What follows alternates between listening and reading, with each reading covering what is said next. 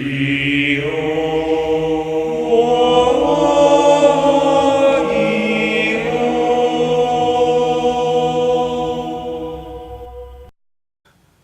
morning, YouTube, and today I'll be profiling for you my Celtic Guard deck, or as more commonly known, Celtic Guardian. This is definitely a fun archetype. It's only 3 cards big, but I've had a lot of fun building it, put a lot of fun, spicy text that you don't normally see in most profiles. Let's just hop right into it, let the cards do the talking. Starting off with our monsters, we run a playset of Celtic Guard of Noble Arms. What's really interesting about this is that when you hear the Noble Arms part, you'd think it'd have some synergy with Noble Knights, but doesn't really have too much in what I've done research on. But he's really the best card in the archetype as is. He can't attack while you have any cards in your hand, but once per turn you can also special summon a Celtic Guard monster, including himself, from your hand. And if you inflict battle damage, you get to draw cards equal to the number of Celtic Guard monsters you control. So it's really a pretty great card. 2100 attack, nothing to complain about. So he's kind of your main focus of the deck. Next, we run a playset of the original Celtic Guardian. This guy definitely does work with your Celtic Guard Noble Arms. He's a rescue rabbit target. Really, being a normal monster is I have too much to be psyched about, but it's not that bad of a card. And rounding up our Celtic Guard cards, we run 2 obnoxious Celtic Guard. The best part about him is he can't be destroyed by anything with 1900 attack or more, and it's kind of weird and gimmicky, but it's another name in the deck, and it's a nice effect whenever you're especially trying to stall, which this deck has a little bit of stally gimmicky things in it that we'll hop into it progressively. Next, I did say I run a Rescue Rabbit. This is definitely a ratio that I've contemplated bumping up, especially with some weird funky text in here, but right now at 1 it seems to do the job just well. Next we run 2 Heroic Challenger Assault Halberd. Now I don't run Photon Thrasher, who would have a higher attack. The nice part about Assault Halberd is he has a little bit more. He has the piercing effect, and he has the ability to search for himself as well. So he's a nice normal summon or special summoner if your opponent controls monsters you don't, and definitely gets the cards out of your hand, as most of these cards are designed around to do. Next, we run a playset of Goblinberg. Goblinberg is just one of those fantastic reinforcing the army targets, lets you extend, get cards out of your hand, allows you to extend to your extra deck. It's always been a fantastic card, so we run as a playset in this deck. Next, we run a playset of Marauding Captain as well. If you haven't noticed, the motif is to get cards out of your hand, preferably onto the field. It also has a nice little gimmicky stall effect that if you have to, your opponent can't attack, which is also kind of fun to when you incorporate with our 2 Valkyrian Knights. Allows you to only attack her while she's on the field, so you can Marauding Captain to your Valkyrian Knight and save another Marauding Captain in your hand for later, or something like that. Its graveyard effect doesn't really apply because we don't have any cards level 5 or higher. Moving on to our spells, run 1 single Soul Charge. I've been contemplating taking this out for something a little bit more consistent, but it's really nice in terms of the long run. It's a fun card, especially if you're trying to go into the little bit more extra deck heavy build.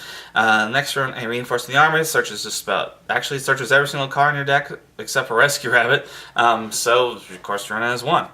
Noble Arms Clarent. Now this is definitely a new card that I only pulled 1 of because I think it's a short print from Cybernetic Horizon. It allows you to attack directly by only paying 500, and if it's destroyed while it's not equipped to a monster, you can equip it to another monster that's existing on the field, I believe. So it's really kind of a fun new card that I've just been kind of testing, having a lot of fun with. So we run it as 1, and it works well with our Solde. Next, we run 2 Magnum Shields. This is definitely along the same lines as Noble Arms, is that you can do it with the Solde, but this deck is designed, the way I built it is designed around the battle phase and battle phase heavy, and it gives you the nice little boost of whatever position your monster's in, it gains the stat of the opposite battle position. So it's really kind of neat. And next run, our last of our equipped spells, run 2 United We Stand. Of course, if you can swarm the field, if you have just that broken hand, and you decide not to go into your extra deck, United We Stand, it's 800 per monster you control, and that stacks up pretty darn nicely and quickly. Next, run a playset of Solidarity. This kind of goes along the same thing as our equip spells, but again, it's just a card that you can play, gives you an extra little bit of a boost. We have some discarded outlets in this deck, so it allows you to set up pretty easily with the deck. The only non-warrior monster is Rescue Rabbit, but hopefully you'll be banishing Rescue Rabbit as it is. So it's a nice card, and I've always had fun playing it in any deck I ever put it in. Next, we run 2 Clashing Souls. This is one of those really, really fun cards.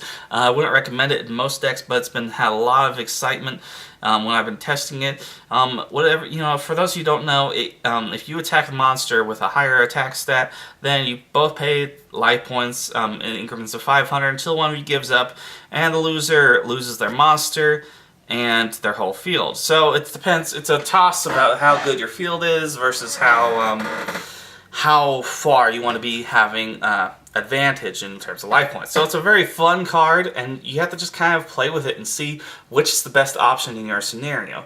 Personally, most people say, oh, field advantage is the best, but there's some nice little outlets, especially if you have your noble arms, that if you happen to win that little battle, you attack directly for game. It's really fun. Next, since we're trying to get rid of our hand, we have 2 reloads. This is definitely a callback to a very, very fun age. Reload is technically a -1, but it does give that extra card out of your hand, plus allows you to reestablish your hand if you have a brookie hand, which this deck can occasionally do.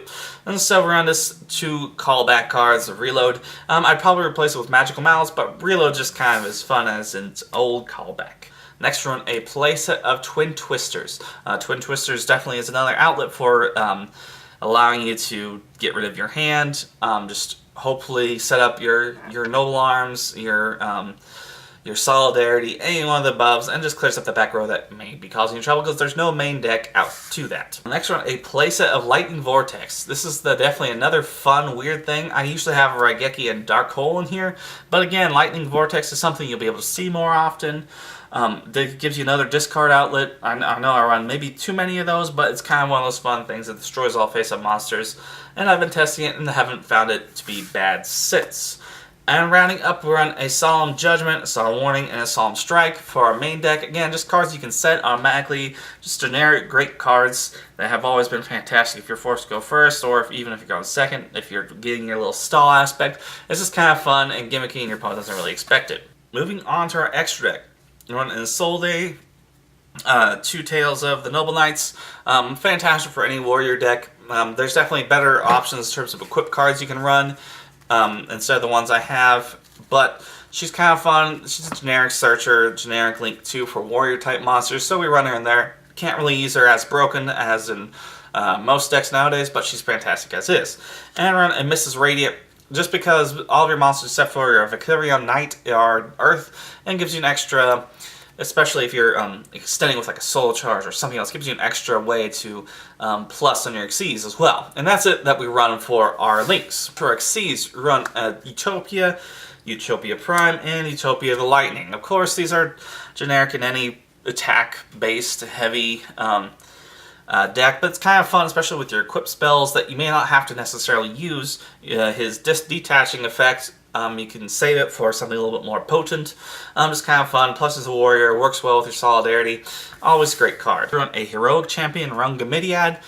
This is pretty decent to be able to get. I found that I can get 4 or 3 pretty easily on this bad boy. Just a fantastic card for any deck that can go into it. Gaga Cowboy, because it's a warrior and it goes for games. Gaga Samurai, again, just a warrior, especially with their equip spells, gives you some nice, the extra attack can really help you extend a little bit more. And a Photon Populoperative for last of our warrior Xyz. Run a Castell, Tornado Dragon, Baguska, and 101 for just generic rank 4s. The hours are nice. A Heartland Draco. The nice part about this is kind of funny. If you equip it with one of your, let's say you equip it with the United Withstand, gives you a little bit of a boost, and it's a face-up spell card in the field. So it's pretty nice and kind of fun. And just because we run 2 Marauding Captains, run a 47 Nightmare Shark. Again, just a little bit of extra battle damage that this deck enjoys doing. That's going to wrap up our Celtic Guard deck profile. This is definitely a very nostalgic archetype that doesn't have too much support, but nowadays with every one of those old nostalgic archetypes getting support, it's something that may see some support in the future.